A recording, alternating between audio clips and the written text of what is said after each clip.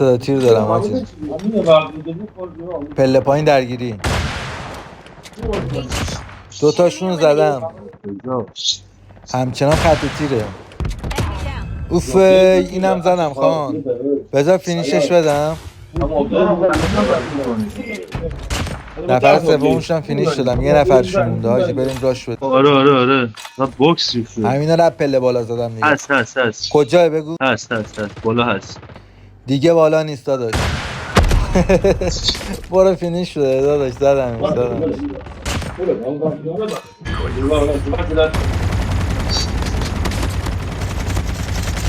بمیر دیگه.